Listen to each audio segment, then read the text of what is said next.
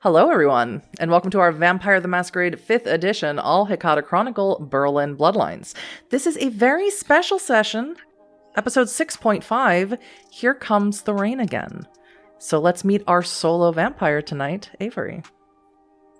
Hello, everybody. It's me, your boy, Avery, at GoldenGwydion on all the social media platforms. And this evening, I will be playing unsere gnädige Herr, Edgar Wade. Mm-hmm. And I'm Huddy. I can't remember the last time I did this, but hi, I'm Huddy. I'm your storyteller this evening. As always, this is a Vampire the Masquerade 5th edition actual play. We've gone over our safety and consent, so please check in with yourselves as your well-being is important to all of us who are playing. All the content warnings will be down in the description below. So if you're ready, lass uns anfangen, and let's return not to Berlin, but to Edinburgh, Scotland. Edgar.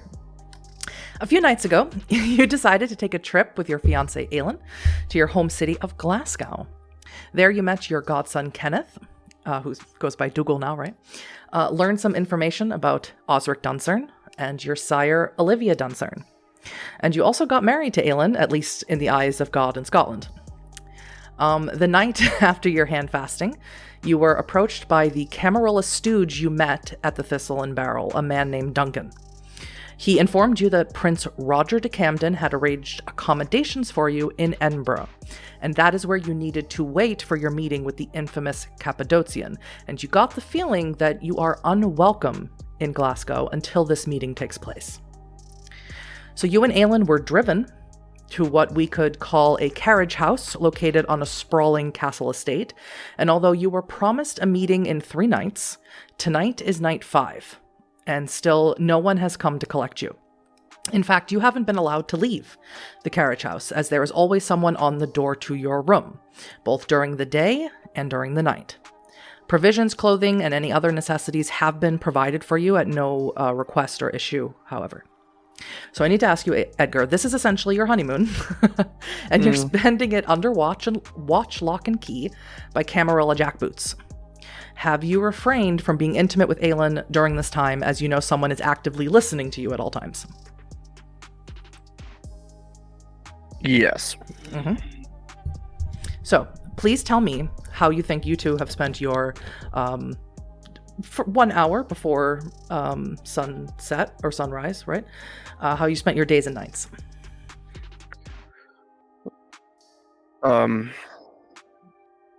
I think, at least on Edgar's part, it has been a lot of reflection and realization that this isn't how family treats each other. This is something entirely different. All right. The rain is pouring down pretty heavily, and it has been raining almost nonstop since you've been here, but tonight the rain is exceptionally heavy. And Aelin is wrapped up in something warm and comfortable, as it is, even though it is springtime, it's quite cold here in the north of Scotland. And she's sitting by the window as the rain pours down, and she's drawing something, as she tends to like to do. And the image that she's drawing, you don't really know what it is till you get a closer look at it, and she seems to be drawing a mask, a black mask. And she keeps trying to draw the eyes of the mask and stops, and keeps trying to draw them and stops, and realizes that she can't do what it is that she wants to do with it, so she just moves on to the rest of the mask. How do you see them in your mind? Your eyes? And she looks up at you. I don't really know, Edgar. I just see what I see. And I see a black mask and white eyes. But I can't make white. It's already white paper. But it's a different white. It is like milk. Like what happens to the eyes of a dead person? Yes. Yes.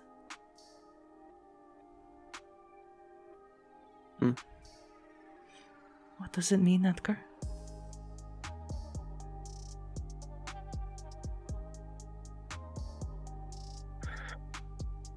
It means that we should be careful. Are you not always careful? Not always, but I've been trying to be better for you. Speaking of me, what am I supposed to call myself when we go back to Berlin? Am I Mrs. Dunsarn or am I Mrs. Waite?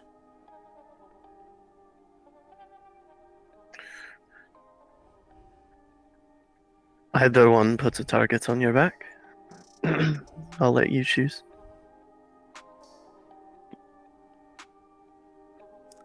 I like Waite. It was your father's name. It was old Jerry's name. He was a good man. And when will we be going back to Berlin, or do we live here now?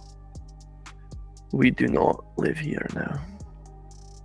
I'm getting a little stir crazy. Edgar will just lean in and kind of like give her a hug and run his fingers through her hair. And he'll just whisper in her ear, "Protect your light."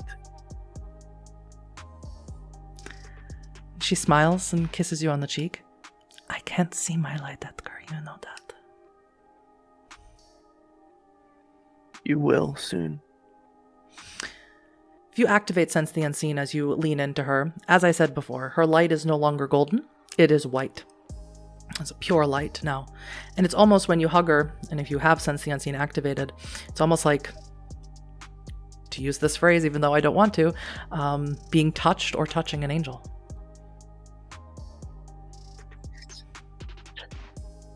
If I can see it, they can see it. And you should be prepared to protect yourself. I don't feel as powerful here as I do in Berlin, Edgar. That's fine. You can still protect yourself. Against very old vampires, I don't think so. Half of them aren't half as old as they'd like you to believe.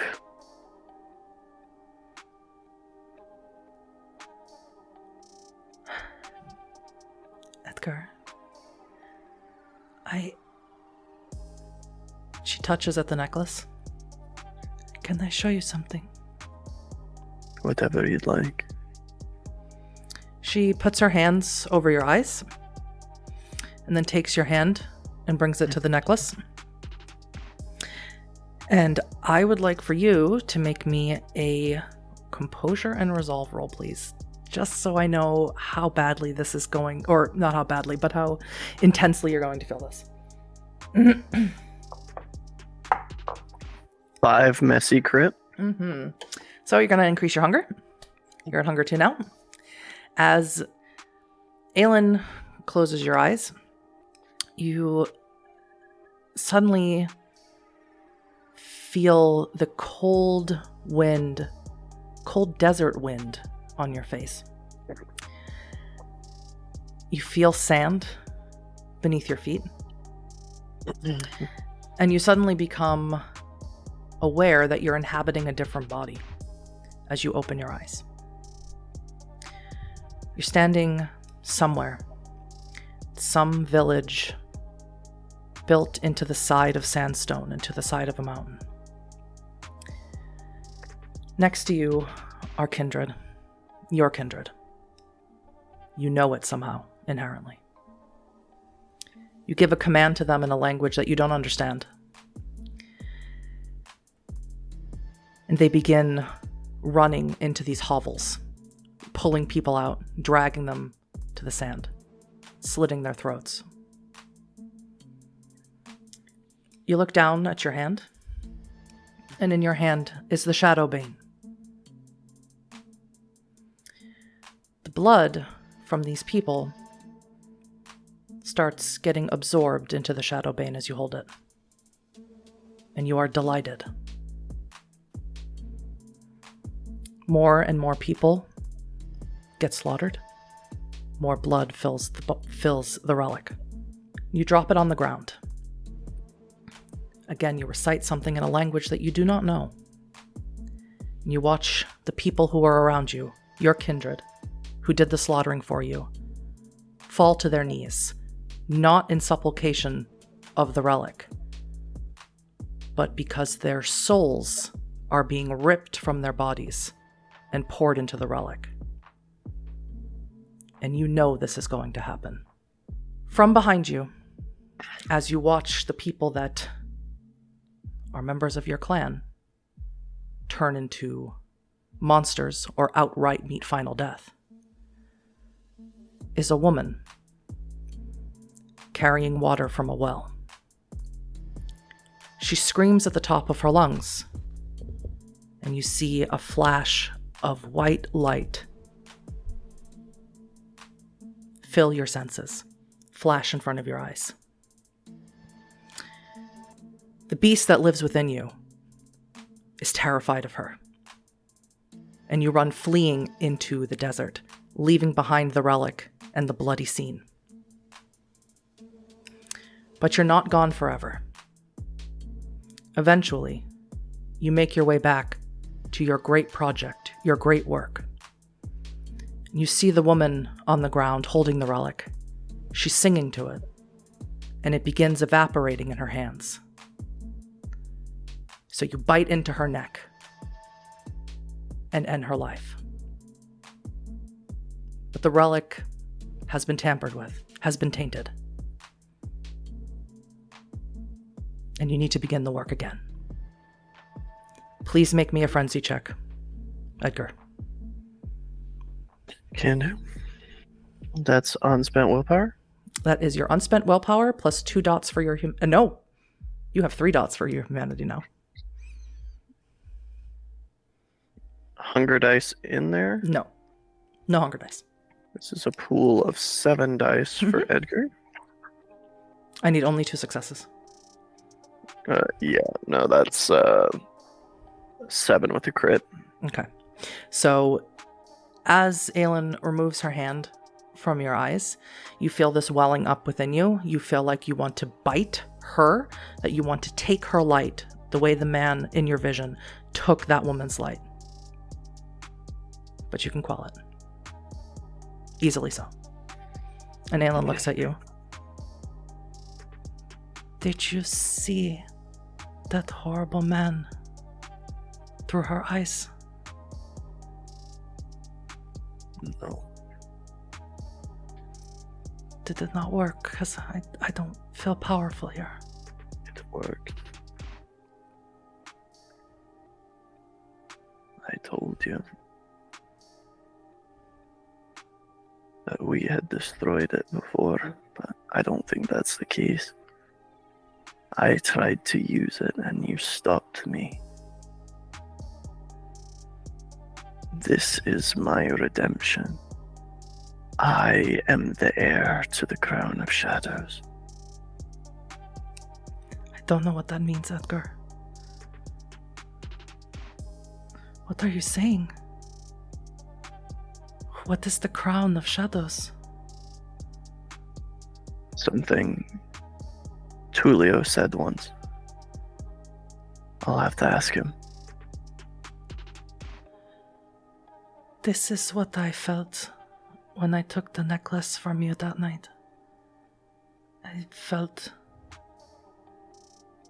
oh, it felt like home.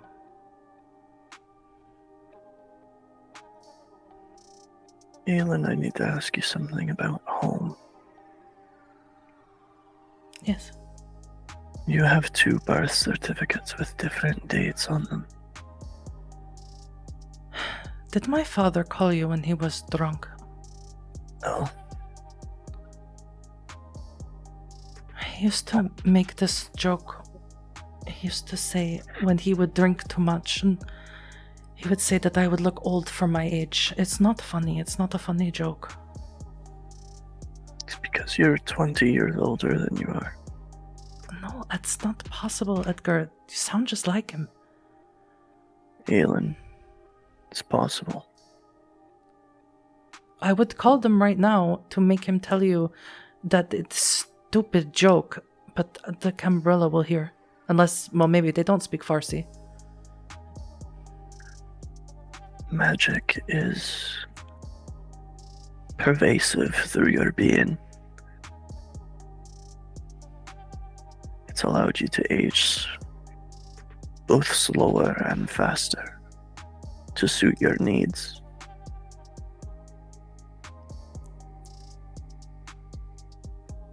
I hate this, Edgar. I hate it for you, but this is who we are. And you just showed me the first time that we met. That's not you. And she's not me. Not anymore. You will become like her. And will you kill me, Edgar? I would rather die. I told you once. I will never bring harm to you. Then I think I must destroy the Shadowbane alone. Together. If we are together, maybe we cannot stop it. The cycle. Like in the vision.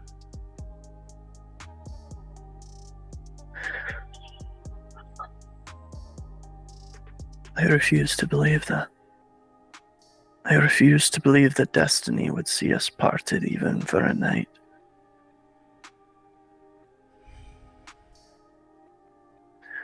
And besides, the better part of destiny is choice. You taught me that. We make our choices that come from good thoughts that translate into good deeds. That become good actions. We do this together to the end of the line.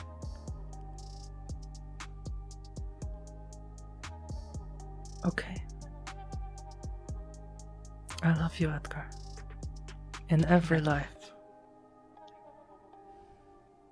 Yes, I love you. And if this thing claims you, I will not stop looking for you until I find you again. She reaches up to kiss you on the lips, and things start getting heated and passionate, and then you hear a knock on the door. Edgar will crack his neck. Pardon me, my darling. She just nods. He'll move to the door, open the slot. Mm-hmm. It's greeted to you is a third eye. Christ almighty. It's not Marika, however. It is a younger woman, and she has her hair up in a high ponytail, and she looks rather friendly. And she says, Mr. Waite, your time has come. Please put that thing away. Can do. And she puts down a sweatband over her forehead. Edgar will open the door. What are you called, darling? I like to go by Juniper these nights. Juniper. A poisonous berry. Maureen told me that you'd have a good sense of humor. Where is Maureen now? She's waiting for you, along with Roger, Prince de Camden.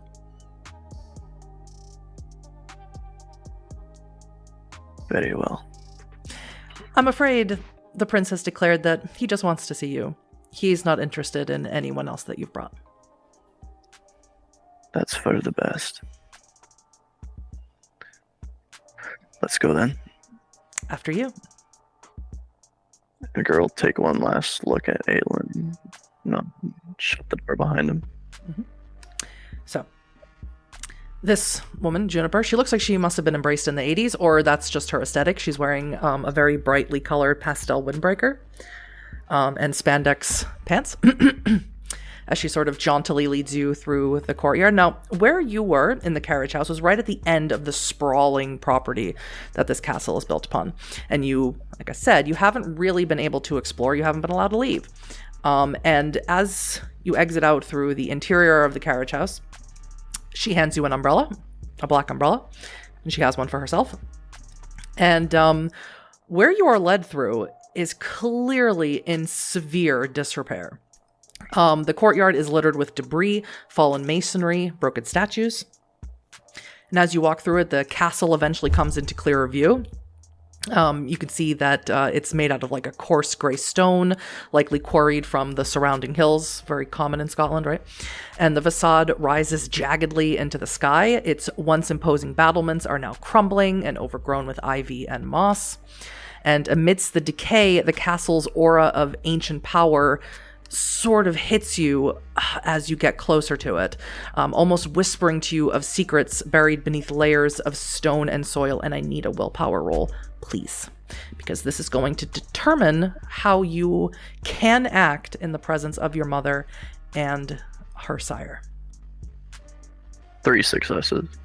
Okay, so although you're not going to be your usual confident self, where you feel like you can really push boundaries, you are also not going to be so quixotic that you feel like you're going to have to bow and scrape before them.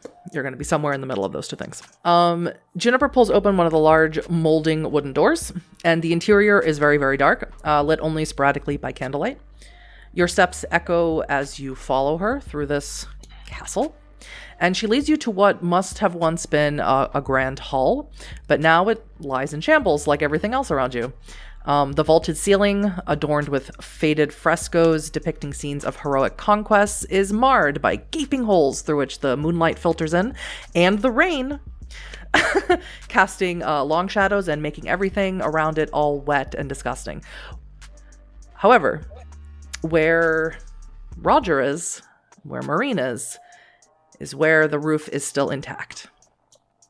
And seated on a throne is the man you were waiting all this time to see, wearing a weathered bone mask. It's the infamous Roger de Camden.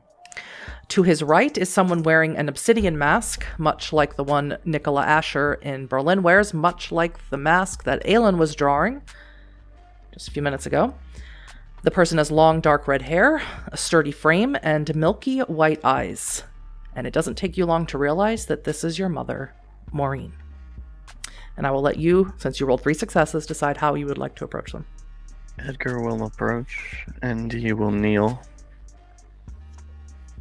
To Roger. Thank you for your hospitality, Your Grace. Roger gets up from his throne and walks very quickly down, almost comedically, down the stairs, and grasps you by the shoulders. And he says, well, stand up, boy. Give your granddad a kiss. You will. He kisses on the bone mask. Mm-hmm. And he says, looks you over, and he says, oh, you are exactly as Maureen described. It's curious, seeing as my mother doesn't know me too well. We don't have to be in the same room to see. But you should know that. I do. Plus, she has the benefit of having Jerry inside of her, so he gets to tell her lots of things. Is that right?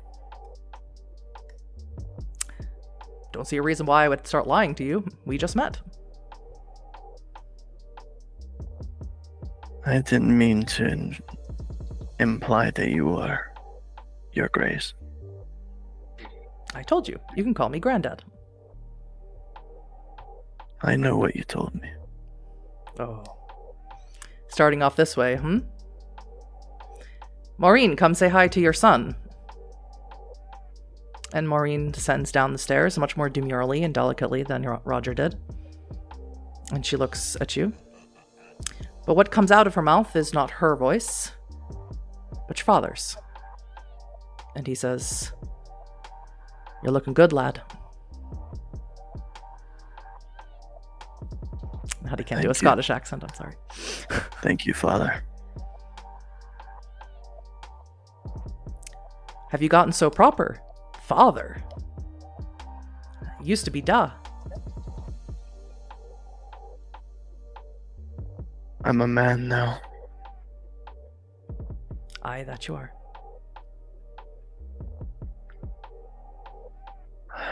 Maureen speaks to you in her voice. It is good to see you, Fionlach. I would like to speak with you later. Alone. Well, there is someone I would like you to meet. Unfortunately, speaking with me alone is not possible, as your father is always with me now. And I have an appointment after this meeting. An important one. I would like the two of you to make time. Roger speaks up from behind her. I'm sorry. You don't get to dictate the way things are run here. You are correct, as always, Your Grace. I'm here because there's a problem in Berlin, and I think you could provide insight which could be instrumental in preventing catastrophic results. I hate to correct you, but you're here because I invited you here.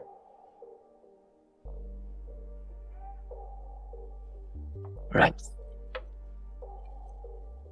Who am I kidding? I love to correct you. You're here because you entered into another Kindred's domain without asking permission first, in a private jet no less. I know you were not present in London, but for us in the UK, that is very untoward, catastrophic. You are lucky that you weren't beheaded at the airport. I thought Scotland was for the Scots. It is, but I'm not Scottish. Seems there's a lot of fucking Brits here. I'm not Scottish, nor am I British. However, we all suffered from the Second Inquisition's assault on London. It stretched far and wide, as I'm sure you know.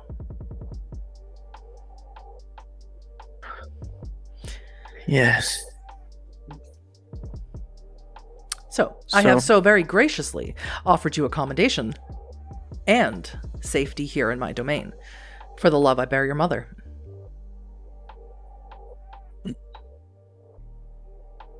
And yet you come with no gifts. Is that the same love you bear for Lucius Giovanni? Did he survive the purge? Extraordinary. I didn't say that, but yes, he did. There's no possible way you would know of his name if he did not. Oh, there is. Because I know his father and his mother. Okay. Color me corrected, Mr. Dunsarn. Wait. Don't push your luck. Would you be amenable to engage in a game of questions with me, so that I may enjoy your hospitality, Your Grace?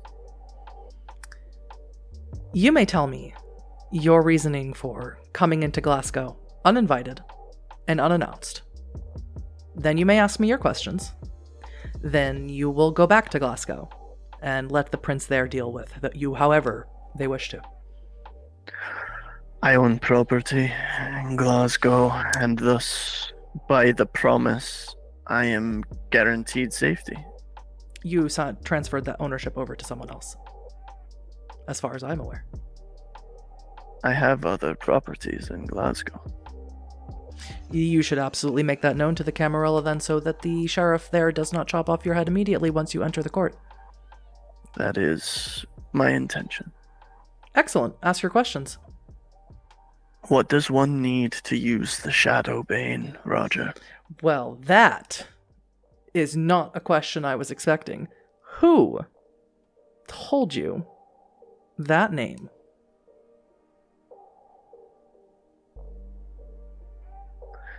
The same person who leads to my next question. But we'll get to that in the asking of the next question, if you don't mind. You are everything that Maureen said you would be. Incredible. I see that Giovanni spark in you. I hate it. Anyway. You don't hate it any more than me, Your Grace. I don't think you're in any position to tell me what I hate and why I hate it. But alright. The Shadowbane. Has it resurfaced? Yes. I truly thought that died along with Cappadocius. It did not. In fact, one of your cousins is working very closely with us on this. Ilse Asher. I'm afraid I've only heard the name in passing. I don't believe we've ever had the pleasure. She is an ally of ours. Congratulations. I'm hoping that I may consider you an ally after a time. Perhaps, Mr. Waite, if you adjust your attitude a little bit. As you say, Your Grace. The Shadowbane.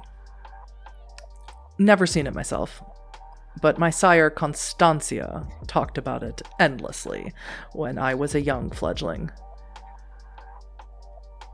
Apparently, Asher or Cappadocius or any of the other dozens of names that he liked to call himself wanted to use it for the silliest of purposes. He had his ambition to diablerize none other than God. And he believed through this relic that he could open the divide between the Shadowlands and the Skinlands and therefore create heaven on earth. And by taking the soul of God, he would be the new God, and he would usher in a utopic period for all creatures living and unliving. As I said, the silliest of ambitions. He did not know true divinity when it hit him right in the face.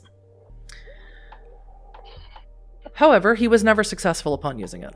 He did use it upon one inconsequential village somewhere in the Middle East. I am not aware of where exactly.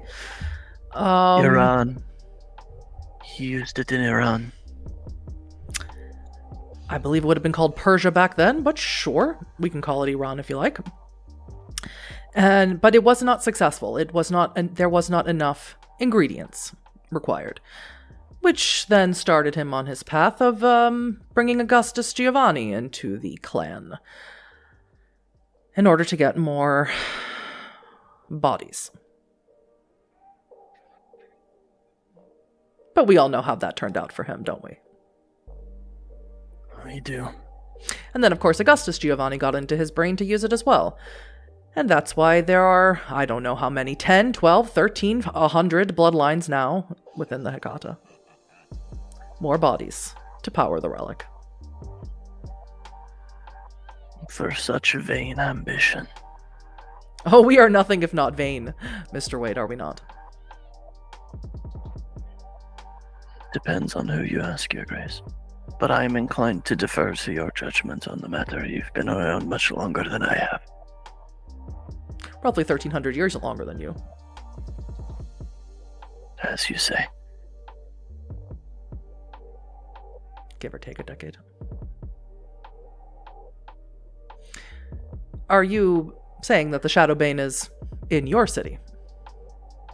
Or are you merely a student of antiquity? I think you know me better than to know that I am a student of antiquity. I think I don't know you at all, Mr. Wayne. Which is why I asked the question. We believe that it's possible. That it's possible that the Shadowbane is in your city. Yes. Oh, well, you should nip that in the bud. Lickety-split. That is my intention. How? Magic. Well, that's quite a nebulous answer, Mr. Wayne. I'm just wondering if I should prepare for such an event as Cappadocius's wettest dream coming true. No. It will be destroyed this time, for good. When you get to be a certain age, Mr. Wade, you'll realize that nothing can be created and nothing can be destroyed. Everything is transferred. So you are not giving me a whole lot of confidence in your plan. I know how to purify it. That's an interesting choice of language. It's the most accurate choice of language.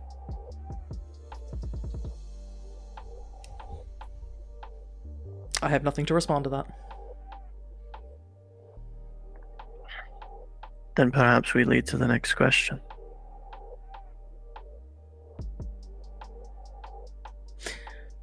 I'm titillated.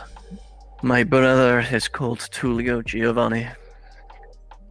Congratulations. He says that he is the heir to the crown of shadows. What does that mean to you?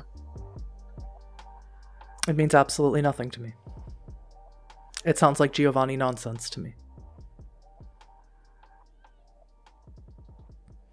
How well do you know Lucius? He was here with you. Not here. In London. He was in London with me. How well do I know him? Well, that's a rather long and complicated story, Mr. Waite. For a significant amount of time, I was, let's call it, masquerading as a Giovanni. Do you like that? I like that. For quite a significant amount of time. Until eventually, the long-awaited purge began, and I revealed my true identity, and I, of course, helped and aided and ushered in the purge as much as possible. The look of betrayal in Lucius's eyes was delicious. So you are not his ally? I am allied to no Giovanni. You sired one. I am allied to no Giovanni of unliving blood. I do not care who you were as a mortal. It is inconsequential. At the very least. If only it were that our family would adopt such a pragmatic outlook on things. We could be in more of an agreement, Mr. Waite. I myself share that particular proclivity.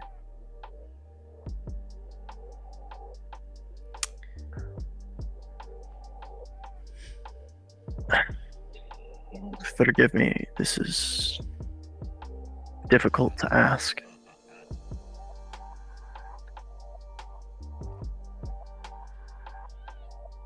The Camarilla of Berlin will soon be invited to find safe haven elsewhere.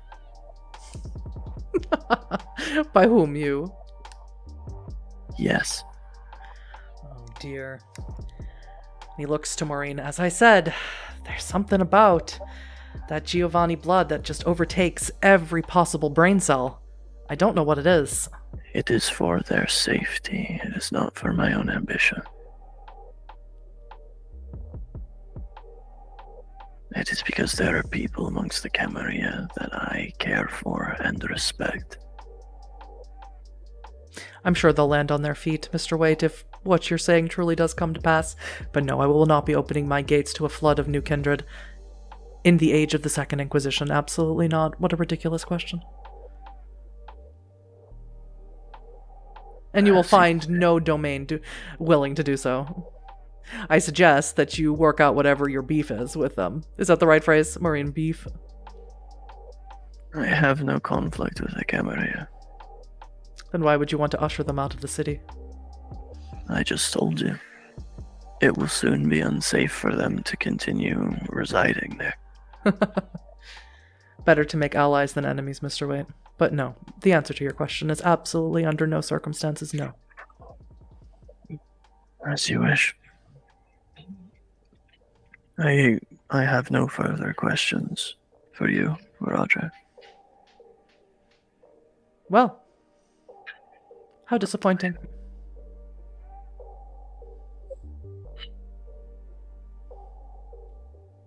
It would be disappointing if you hadn't given me everything I'd asked for. Perhaps you think I need you more than I do. I make no such presumption, Mr. Waite. I am merely delighted at seeing Maureen's son that she's talked to me about for so many years. I was hoping you would be more cheerful. But, life within the Hecata, or within the family, does tend to rip the joy out of your soul. I I find that I am humbled being in your presence. Well, I can't not take that as a compliment. If you truly wish, Mr. Waite, to find some ease to your own life, I highly suggest finding a cause that you believe in. I have one. And I also suggest joining the Ivory Tower, but I don't think you're amenable to that idea. I'm not unwilling to listen to reason. Well, that is a start. Some of my greatest allies are amongst the Camarilla. I've never taken issue with the lines of sectarianism other than the lines of anarchy and the Sabbat. Yes. I heard the Sabbat is, for all intents and purposes, mostly wiped out. If only that were so. Unfortunate. Definitely turned the Camarilla's ire on them. They take great joy in it.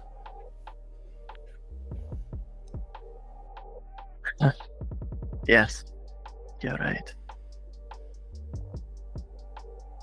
If I could speak to my parents for a moment. Here. Doesn't have to be alone.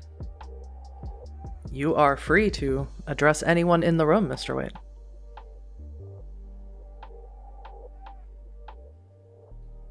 I'll look over to Marine. Mm-hmm. She's standing there. She's wearing a robe of dark navy blue. Who's your father, Marine? Can't see her facial expression behind the mask, but she does pause for a moment. I assume you want the truth, Edgar? It's all I ever wanted from you, but you rarely saw fit to give it to me. I believe, in your view, that's fair. On paper, my father is Taggart Duncern. By blood, my father is Valentino Giovanni.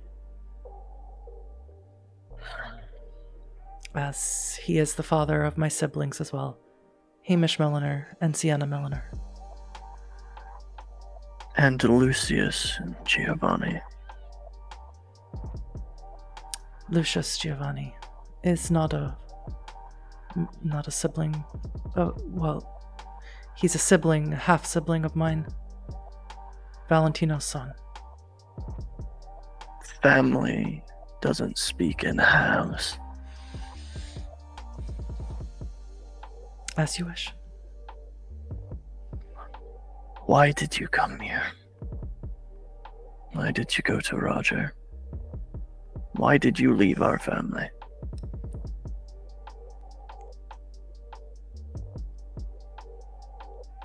When my mother married Taggart Duncern, it was not of their own free will or volition. It was an arranged marriage, like it has been for so many years, between the Duncerns and the Milliners.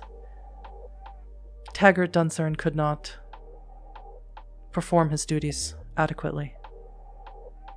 The arrangement was 2 children, one for one bloodline, one for the other. How the relationship between Valentino and Matilda came about, I do not know. But he provided her with the appropriate amount of children, me, and Sienna and Hamish were twins. When I came of age, I was also to be married to a milliner, and I did not want it. I refused. So I ran away. And I met your father. I fell in love with your father. After you were born, Taggart Duncern found me.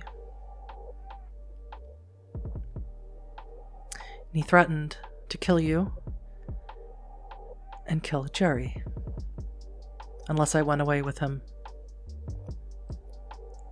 So I did. Before I could be married, Valentino found me. Told me that he would get me out of this situation, told me he was my father, and that he loved me. He sent me to London, told me that his son was in London, and that his son would take care of me. So that's where I went. And as far as I know, Valentino arranged Jerry's memories to think the worst of me. And to leave with you. And Jerry answers in the affirmative that that is what happened. Osric sent you to Lucius. Is that what you're telling me? He did. He said he knew that Lucius was in London, that he had heard that Lucius was in London, that he had tried his best to keep track of him as much as possible. Valentino was still a ghoul at this time. And Lucius suggested that you go to Roger. No. When I arrived in London, Lucius was not there. Lucius had gone with his sire, Andreas, to Boston. However, Roger was there, serving under Queen Anne. That girl spit on the ground. Roger took me in, made me his ghoul, and took care of me. Like a real father.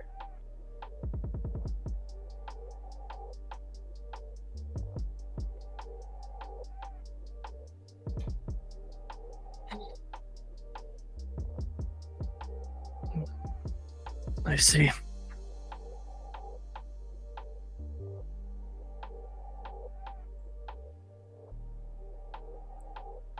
Do we have any relation by mortal ties to Roger? And Roger snickers from his throne. He says, I'm afraid it's very likely, Mr. Wayne. When I was a young man, I held too much empathy and sympathy for all the people around me, and sometimes the only way to comfort someone was in their bed. Do we know for sure?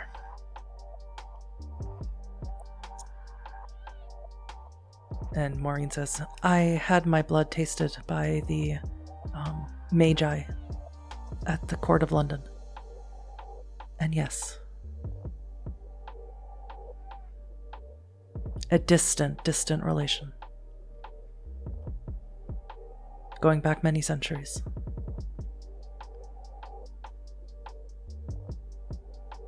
But so is Lucius. So I believe it comes through Valentino.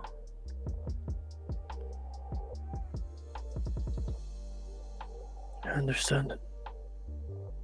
And as Valentino was the nephew of Seneca Giovanni in Berlin, I believe all of Seneca's descendants have a piece of Roger in them, so to speak.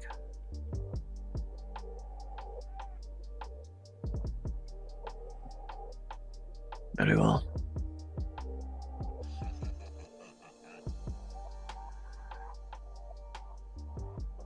It seems that I have a date with the sheriff of Glasgow. I'm sure, were I to petition the prince, you could stay longer. We could spend more time together.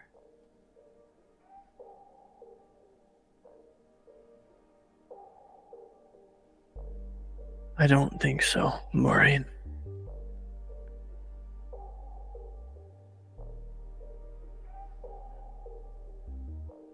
I got you both killed. No, you didn't. Yes, I did. She'll take several steps forward towards you. You can frame it any way you like. But the fact that I existed got you both killed. She places a cold hand on your face. You didn't get me killed, Edgar. This was my destiny. always. Have a child, receive the embrace. It has been this way for centuries. And if anyone got Jerry killed, it was Olivia Dunsern. What does Francesca Giovanni have to do with this? I don't know the specifics. And Jerry says, person who killed me, a lady with gray hair, describes Olivia perfectly. She used mental manipulation, forced me to drown myself.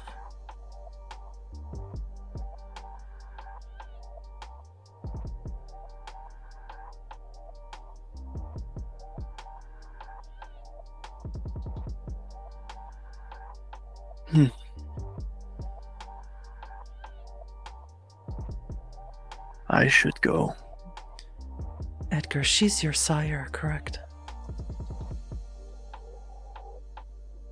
Yes. She wanted you. For her own. No. I know why she chose me. She needed to embrace a Dunsern to legitimize her legacy. That was all. Please consider staying. Have Juniper send a letter back. If you change your mind. I will not abandon my family. You are stronger than I am.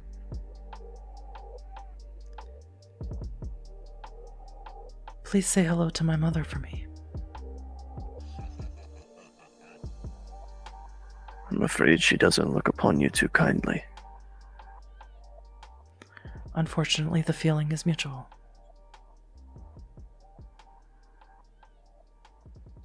I will tell Matilda you said hello. And when I carve Osric's heart from his fucking chest, I'll tell him you said hello as well.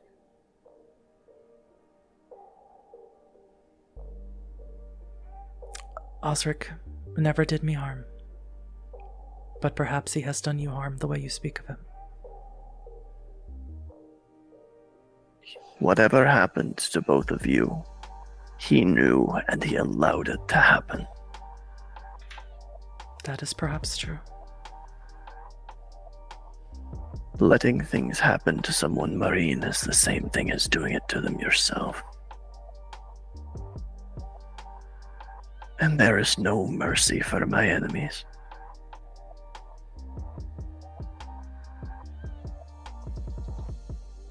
I love you, Edgar.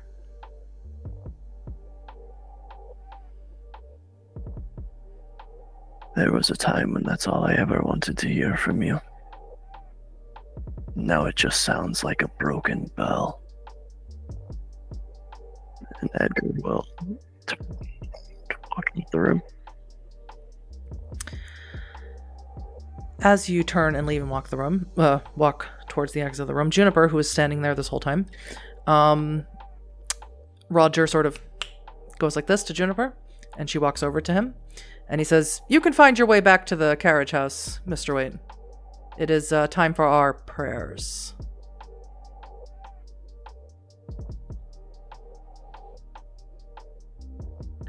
You watch Juniper pull a sconce from behind where the prince was sitting, and a door slides open. Stone door. Ahi-hi, Lilitu. Roger lets out an uproarious laughter. Don't tell me that's who you worship. Come back if you survive Glasgow, and I'll show you a real god someday. Mithras? I'm good. He looks back at you. You could be good. You could be the best. Edgar will head back to the carriage house. Okay, so you leave out back through, and as I said, it's raining and pouring down pretty heavily. Head back out to the courtyard. It's a little disorienting, as Juniper is the one who led you. You followed her in her very bright outfit. But now you have to figure it out yourself. And I need the wits and awareness roll from you, please. Wits and awareness. Roger, roger. Let's all recall that TikTok Huddy made. Not that long ago. It's funny because Roger. Yeah. She's been slacking on that, making TikToks lately. Just a crit +1, 5. Mm-hmm. You get this feeling that something is wrong or someone is watching you. You don't hear it because the rain is too heavy, but you get this searing pain in your shoulder. Only 1 point, though, of superficial damage as something clips you. No indication of direction? With that equal amount of successes, no. But he's gonna go in again. I'll let you roll the wits and awareness again. Yeah, I'll rouse the blood. That's a success. Oh, goodness. Just spend a willpower? Oh, goodness. If you spend a willpower, I spend a willpower. That's how I do it. If you have blood surge, I have blood surge. Well, I shouldn't, though, because it's already too many. Okay. I don't want to kill Edgar. 1, 2. 9 successes. Is this supposed to be like Providence or something? Because it's so equally matched. 9 to 9. Another shot rings out. Doesn't clip you this time, but you still can't figure out where it is. We'll do one more. 3 and out. If you can't figure it out at this point, something else is going to happen. One more. Oh, zigzag, no. Zigzag. Oh, no. Mm-hmm. Icky. Oh, this is bad. Yeah, I agree. Agree. God. Go for it, Edgar. Spend a willpower? Don't make me spend willpower. No. 13 successes, 2 crits, 1 messy. Okay, I rolled a double crit and 4 more successes. So that's 12, and yours is messy. Okay, so you beat him. Increase your hunger one more time. You're at 3 hunger now. You see you see where the shot is coming from. It doesn't hit you, but it's coming from the building opposite you. As in on top of from the carriage house. On top of the carriage house? Mm-hmm. Gotta get Aelin. Yeah. Okay. What is your action? Because he's gonna try and shoot you again. Running. Okay, that makes it a death athletics now that you know where he is. You are quite a distance away. He's shooting with a high-powered rifle. Okay, that cooked me up 2 more, but I don't think it's gonna matter. Am I gonna kill Edgar? 5 successes. Oh, man. Crit. 4, 5, 6, 7, 8, 9 successes. How many successes did you roll? 5. Okay. So, 4. You have fortitude, right? Do you have toughness? I do. You need to activate toughness for me because you're not gonna survive this. You need to activate toughness. That's a rouse check? It's a rouse check. Success. Okay, awesome. So, instead of taking 10 points of superficial damage from this fucking high-powered rifle, you're going to take 5 points of superficial damage. Where does that leave you at? Are you impaired? Let's check here. Where's my health tracker? Because he has bones as well. So that's a total of 6 points of superficial damage that I've taken. Yeah, what's your total amount of health? How many do you have? 7. Okay, so you're not impaired, but you will be. That stops you though, dead in your tracks. You know he's going to keep shooting you.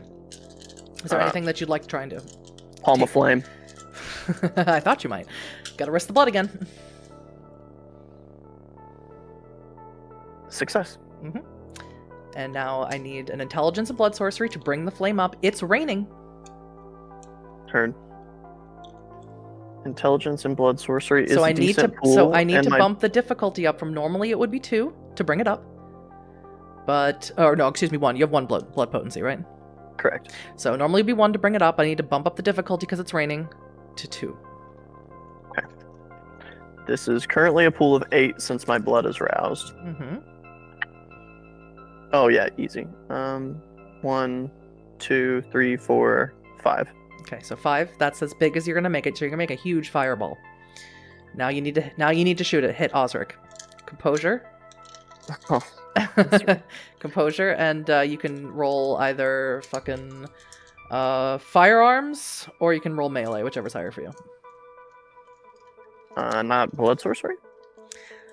No, that's for bringing it up. So to actually chuck it, because you're using it like a projectile, like a weapon. Gotcha.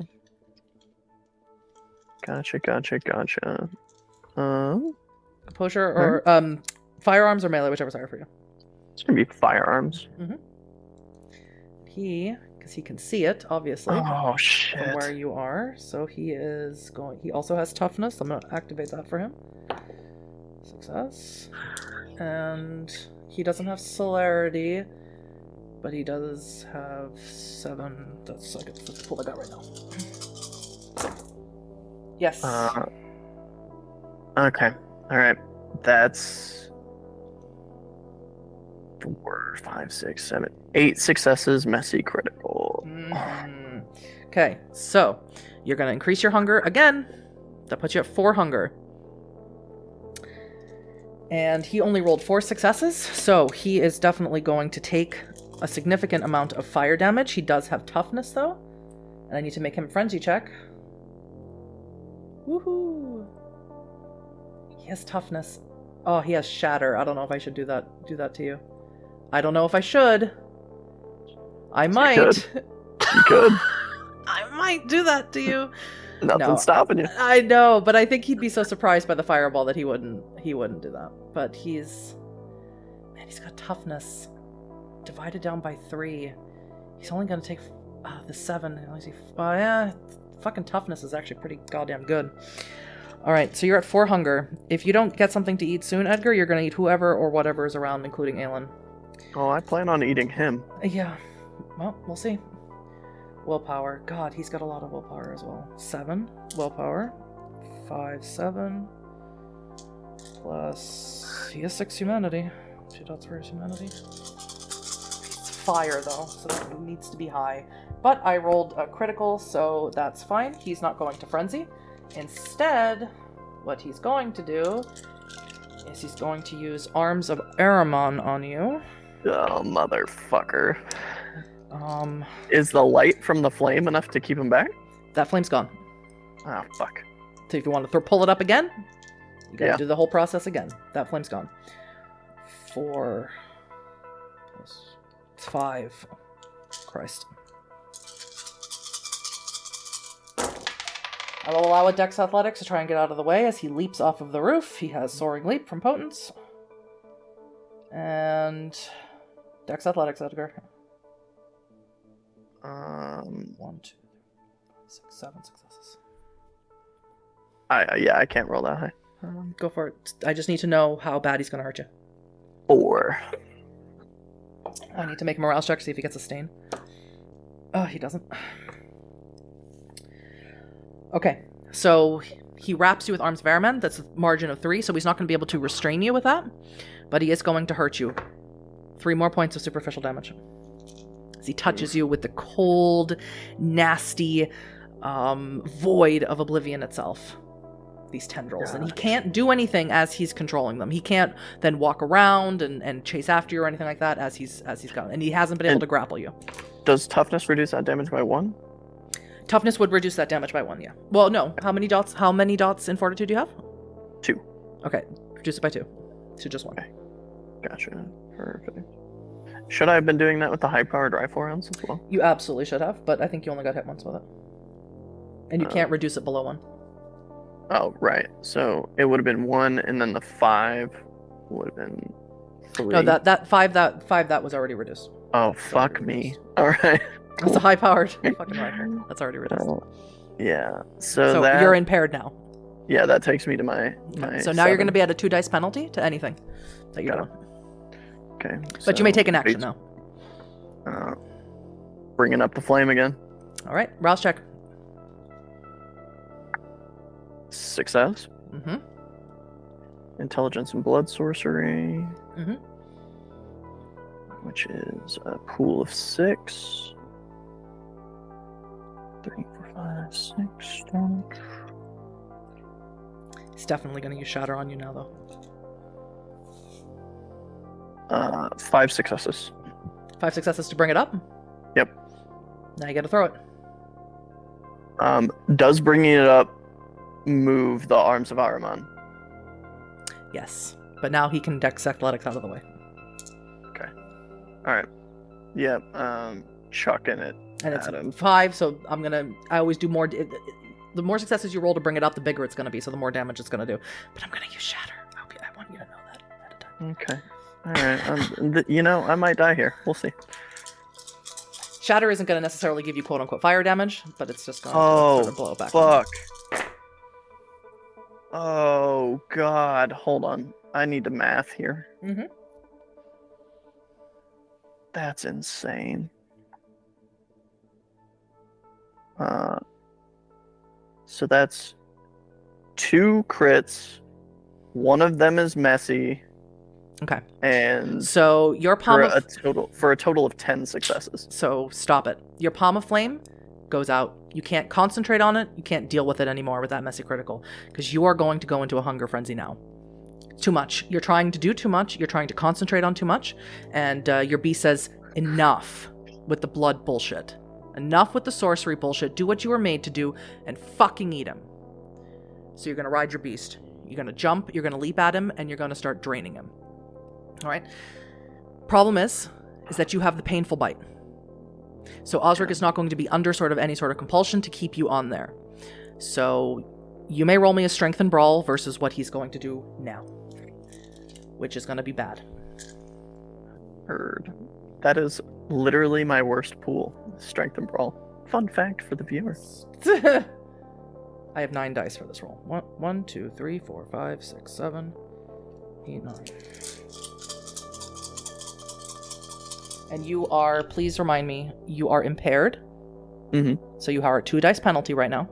Mm-hmm. And you had 6 total points of health. 7. 7 total points of health. Mm-hmm. So for me to do what I want to do as Osric, can't make that clear enough, I need 5 successes.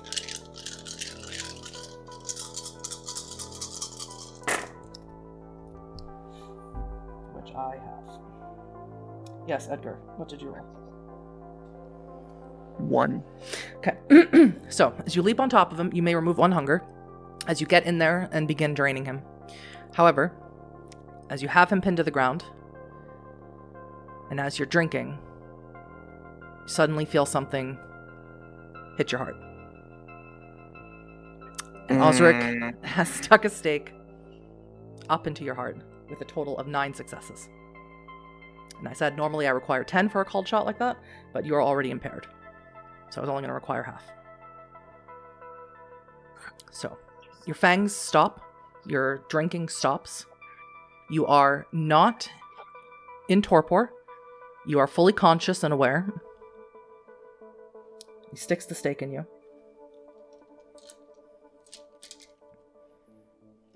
Pushes you off of him. Holds you down on the ground. And he can't ask you the questions that he wanted to ask you. Why he came in shooting? Don't know. Osric is unstable and a broken man.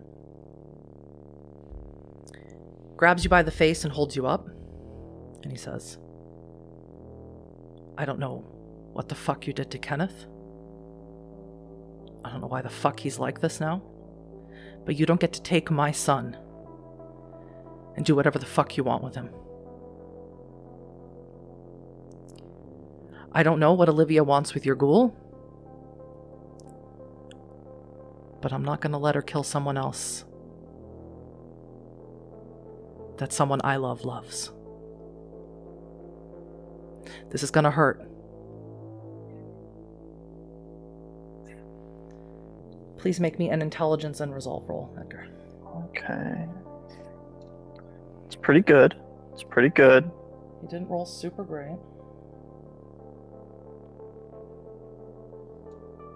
8 successes. Amazing. So, he is not aware that this doesn't work. That is not the way the forgetful mind works. So he stares at you and he holds your face really close to his and he says, "Your ghoul is dead. Lucius Giovanni killed her. Now all you want is revenge. You're going to help me unite the family against Lucius Giovanni. For your ghoul. You came here, you buried her next to your father, mad with grief, and I brought you home. I had to stake you to bring you home. You and Kenneth." Am I able to respond? No. With a stake in your heart? No. Okay. He picks you up, thrusts you over his shoulder, begins walking away from the carriage house, to a car. He puts you in the car. Next to you in the car is Kenneth. Clearly he's been ethered. He's out. He's unconscious. And Osric drives you away from the carriage house to the airport. You are aware and can hear and see all of these things, but you are unable to move, unable to help. Osric loads you and Kenneth onto your private jet. You hear him give instructions to the pilot to take off back to Berlin. And you lift off.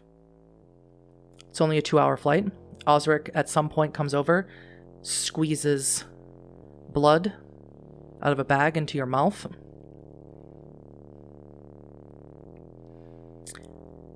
And when you touch down, Kenneth comes to. And he's immediately incensed, and he sees the stake in your heart, and he reaches over and he pulls it out. Eddie, what the fuck is going on? Where the fuck are we? Get that in your jacket now. Get what? The stake. Get ready. Where's Osric? Don't know. You're sitting on the plane right now. Let's find your father. So you exit out of the plane? Mm-hmm. So you exit out of the plane. So waiting for you on the tarmac is Osric, Olivia, and a smattering of Puttanesca, Pisanope, and Hamish Milliner. Olivia smiles when she sees you. Did you really think that you could not only attempt to purchase one of my businesses, but that you could take my son on a joyride to Scotland? Get in the car, Edgar. No.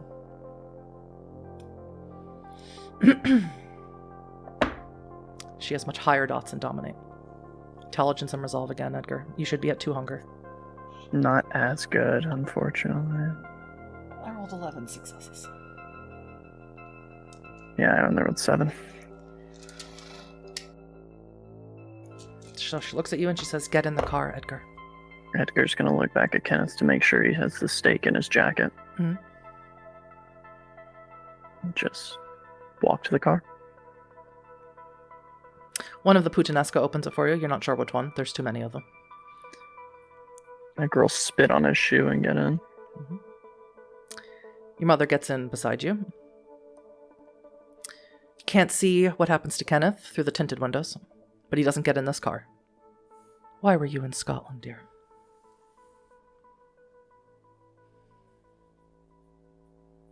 To bury my wife.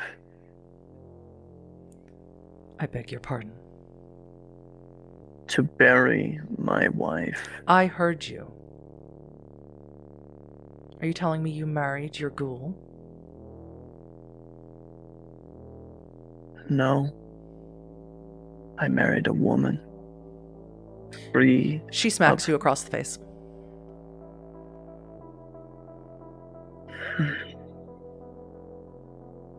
What happened to her?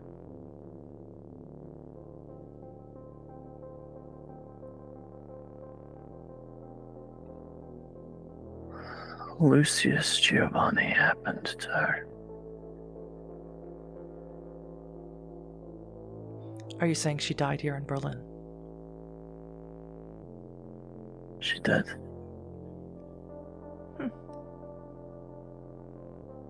Well, isn't that a pleasant surprise? One I'll have to speak to Lucius about. And she kisses you where she just slapped you. Don't fucking touch me.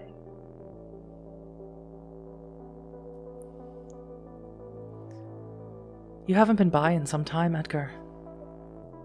Not to receive the blood, anyway.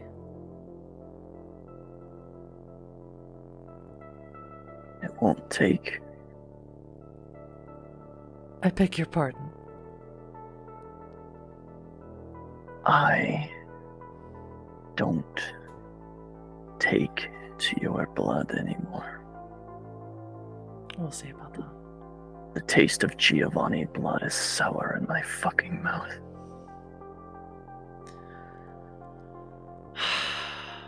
Who have you been talking to, Edgar?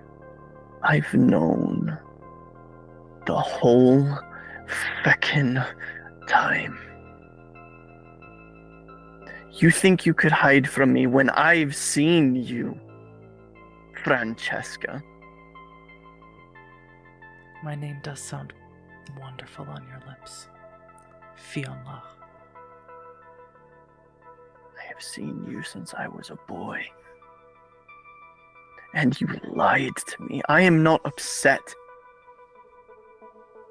about the money, or the businesses, or the way that you've treated me. I'm upset that you lied to me, that you didn't trust me, when all I have ever given you is love and trust. And you kept me in the fucking dark. I am not emotional about the business. You shouldn't be. You don't own it anymore. I don't know what you've done or why, but whoever you put in charge while you took your little joyride to bury your wife is performing a hostile takeover right now. I don't even care. I can build another one. It doesn't matter. None of it matters. I couldn't trust you with the truth, Edgar, because I had no hope that there would ever be a way for me to reclaim my birthright. But Lucius Giovanni has changed all of that. And now I can trust you.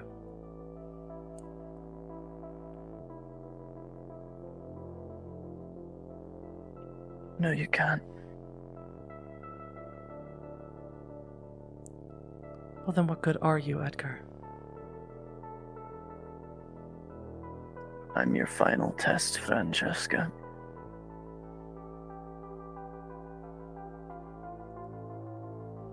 You thought you could make me, and that I would just, in my being here, would legitimize your legacy. That was the original intent. Yes. But things change, Fionlach. And Lucius Giovanni is going to make us all equal. No, he won't. He'll sit above you on a throne. Below me is more accurate. No. Yes. am the heir to the crown of shadows, not Tulio. I hardly think so, Edgar. What does it mean? What does what mean? The crown of shadows. The crown of shadows is the one who will rule the Shadowlands. His heir will rule the Skinlands. It could only be one of the Clan of Death. And I'm sorry, Edgar. But your blood carries very little Giovanni in it. You don't even know, do you? That Valentino is your grandfather. Of course I do. Half of the reason I took you, besides you legitimizing me as Dunsarn, is just to make him jealous. The blood of Roger de Camden flows in my veins. As it Palm of flows. flame. Okay. Awesome. Go for it. Do the thing. Success on a rouse check. I don't know if I want to use that. That would be really, really, really, really, really, really bad. That would be really, really, really bad. Hang on. 6 successes on intelligence plus blood sorcery. Hang on, I have to check something. I'm so sorry. It's I alright. have to check this because this could be really bad. Hang on. Oh dear, oh dear, oh dear, oh dear. Oh no. Okay, sorry, how many? 7. And now you're that. Okay, you're in a really close proximity. You're in a car. I know I'm gonna Right. take damage here. So yes, you are. And just being this close to the Palm of Flame, I need to make her a frenzy check before I do anything else. Just being this close to it. Oh, she's got a lot of willpower. That's nice for her.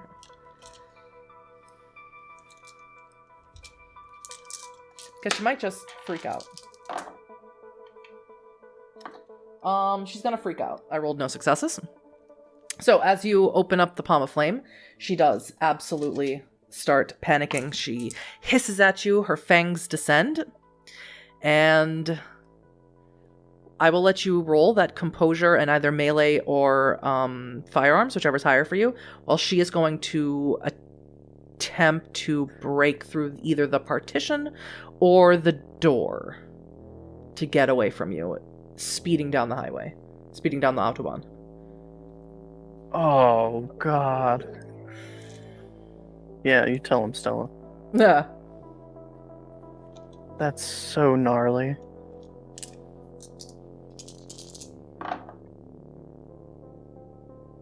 Ten successes, 2 crits. No way. No way she can get through that. But here's the problem, Edgar.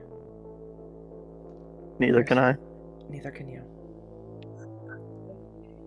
So, that's going to... She has toughness. So do you. I mean, Edgar's intent here is to blow up the car. Yep. Yep.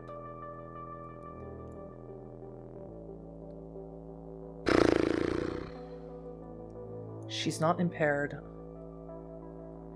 Not yet. But she's almost there. Edgar? You have toughness. You have it activated, correct? Mm-hmm.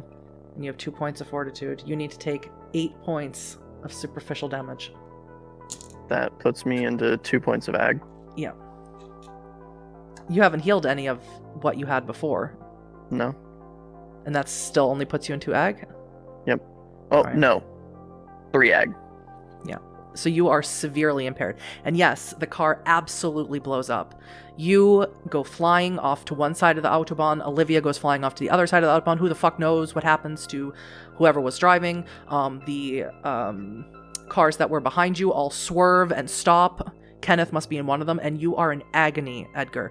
Your face is seared, your body is completely broken and clicking, and you can barely move. You have to make a decision here, because clearly someone is going to come up to you, they're going to stake you, they're going to kill you, they're going to do something to you for whatever this is. You can try and get away, or you can let them stake you. We landed just outside of Berlin, right? You landed in Berlin. In a private airstrip that is owned by Olivia. I have to make sure...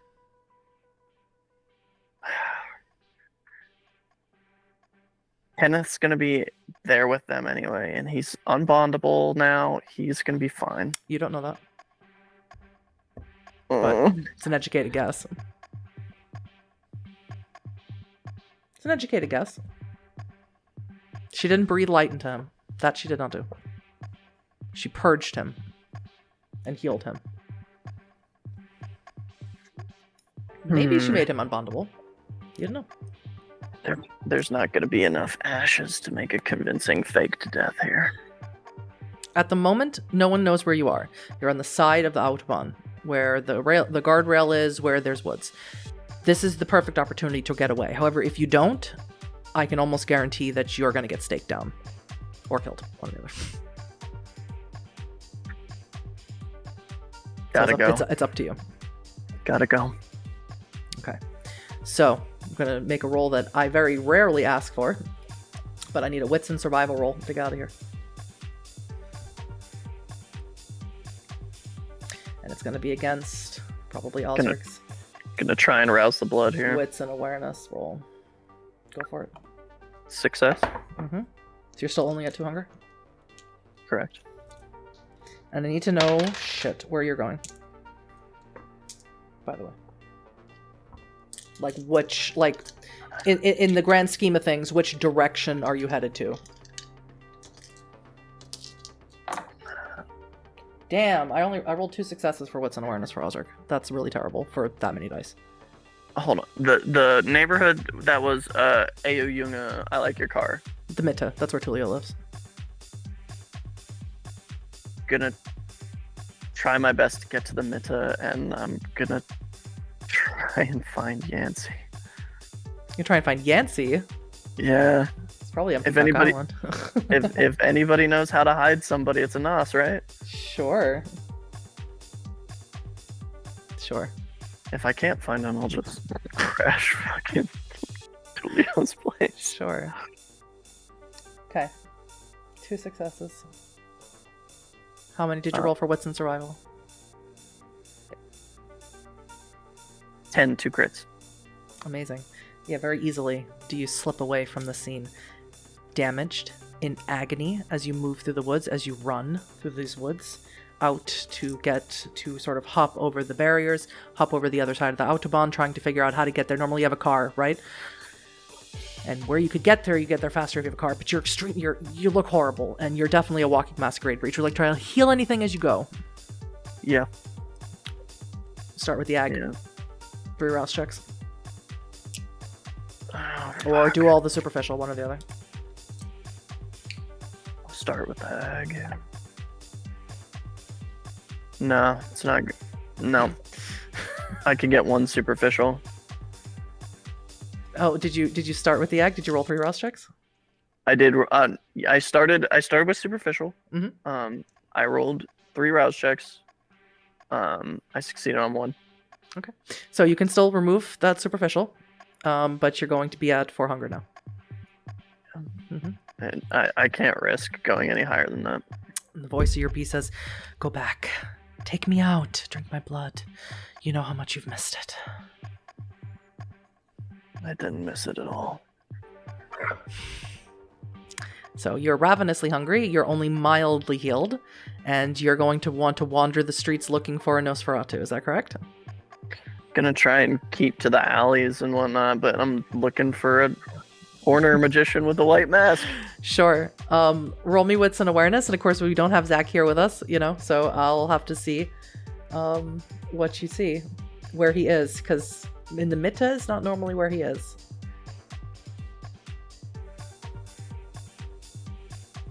Remember, you have 4. In true Edgar trying to find Yancey fashion, 0 successes. Mm-hmm. Well, it could have been worse. You could have rolled a messy critical and ate a random person. And lose that lovely dot of humanity. Now, for the record, things could have gotten much worse here. If you had failed that forgetful mind thing, you would have had a horrible thing happen to you where you would have gotten stains for the loss of Aelin, and you would have believed Aelin to be dead. You could have dropped down in humanity. So much worse things could have happened. I'm glad that they didn't. Yep. You are horrifically injured, however. So, your goal is to go to Tulios. Yeah. Since you're here in the Mitte.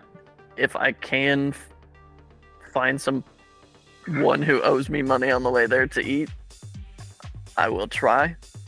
Okay. Yes. That is either strength or manipulation and intimidation. Is the predator roll for that, even though we haven't found anyone yet, but we'll see who we find. Manipulation plus intimidation, my coercion specialty. Yep. 1, 2, 3, 4, 5, 6, 7 successes. Mm-hmm. Yep, there's some Toreador here who owns a vape shop who owes you money. Or owes you blood, rather. Just, pay up now. Mm-hmm. Yeah, you walk in there looking pretty horrible, and he sees you and he goes, whoa. And he reaches into a fridge behind him and he pulls out 4 treated blood bags. All of them on spot, just. And he says, want any fucking, want a bong or something, man? No. And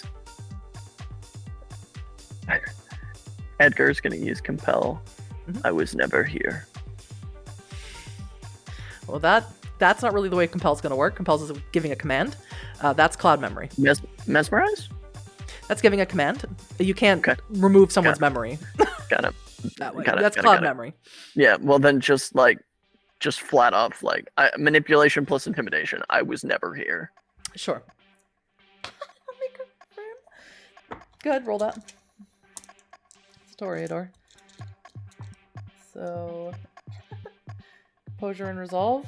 5 dice seems plenty for that. 2. 5 successes. Yeah. So he's like, yeah, sure, man. Yeah. Mm-hmm. Sure, totally, man. No problem. I appreciate your continued friendship. Yeah. See you next month. Yeah. Want to heal any more damage before you go to the family dinner? This is gonna be awkward. Yeah. At the family dinner, it's gonna be pretty awkward. It's gonna be fucking awkward, yeah. Hey, I blew up your car last night. What's up? Yeah. We can't wait for you to tell everyone. We'll do some superficials. Uh-huh. Okay, that's 3 successes. Okay, so you can heal those. You still haven't tried to heal any egg, so I'll let you heal an egg. Heal one egg a night. Till you're cleared. Yeah, and that's another 3 successes. So. All right, so that's as much as you can heal, if I'm not mistaken. Yep. You're very close to where Tulio lives, his very shit apartment here. Of course, you could easily take a cab and grab an Uber or whatever and go back to your place, but if you'd rather be with someone, I understand that. Do you attempt to contact Aelin? Since she is still in Scotland. Yep. And you've been gone 4 or 5 hours, maybe? Yeah. It's heading into morning. Edgar will call. Mm-hmm.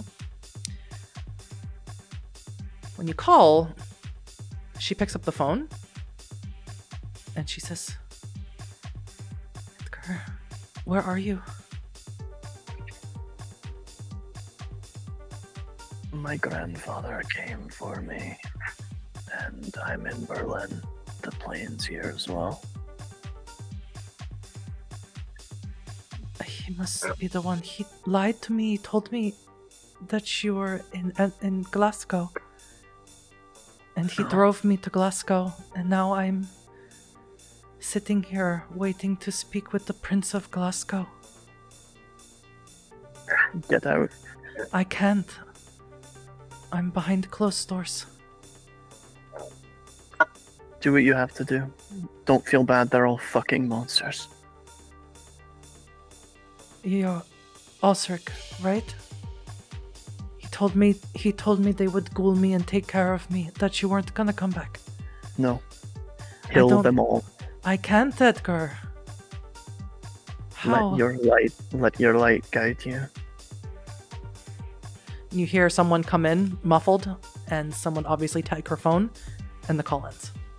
That is the situation with Aelin. How you want to deal with that in the future is up to you. Even if you wanted to head back to Scotland right this moment, you can't. One, your private plane is obviously out of commission now that Osric and Olivia have it in their hands. It's almost heading into morning. And you are here in the Mitte, right by Tulio's home. Is there anything else you'd like to do before you go knock on your brother's door? Oh, you've also learned that your business is being undertaken by a hostile takeover at the moment.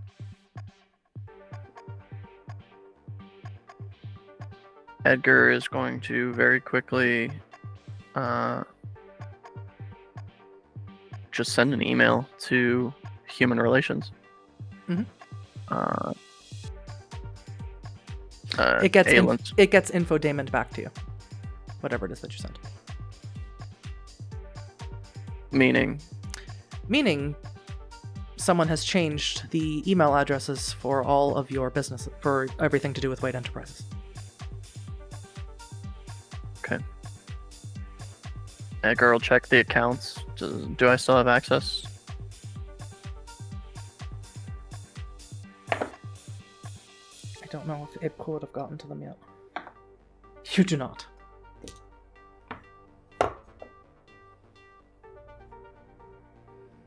I started with nothing, and I'll build it all again. It's too far gone. If you look in your phone, however, you do see that, and you check the website of White Enterprises, you do see Epku Aiden's name everywhere. You spoke to her once when you were looking for Aelin, when Aelin took a leave of absence from White Enterprises. She was her protege, as she called herself. You see her name everywhere. We'll get to her eventually. I don't have the bandwidth for that right now. Mm-hmm.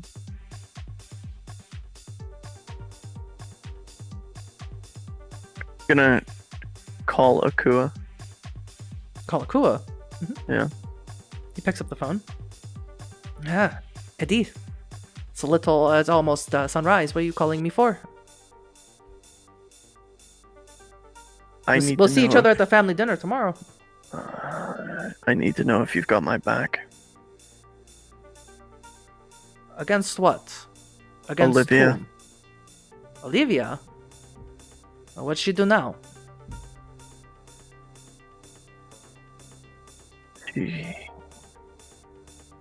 She sent Osric to have me killed. I mean, what did you do? He's the Pope, right? That's his whole gig. Right? Gig? Right word? That is the right word. Do you have my back? I don't know in what context, Eddie. You mean as a head of a bloodline? You know, we all sit there, we have their stake. 1 stake, 2 stake, 3 stake. I mean, there's going to be a war, Akua.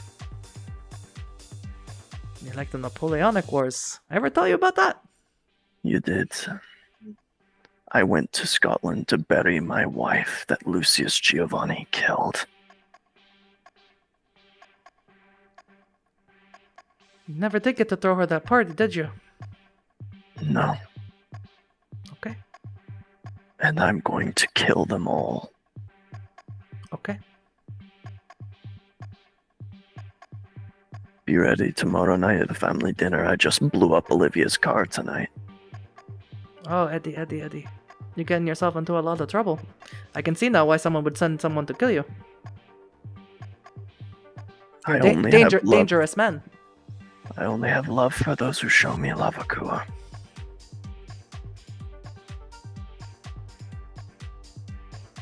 I need to clean your aura, I think. I can hear it in your voice. I'll do that first before we start killing, I love you, Uncle. I love you, Eddie. I'll see you tomorrow night. I'll see you tomorrow night. Don't blow up any cars until then, please. Only for you, Uncle. He hangs up. Not even gonna knock on Tulio's door. I have a key. Then you're just going to head into Tulio's apartment. Yeah. And that is where we are going to end our scene. Until the next session. Here Comes the Rain Again. Episode 6.5. Thank you, Avery.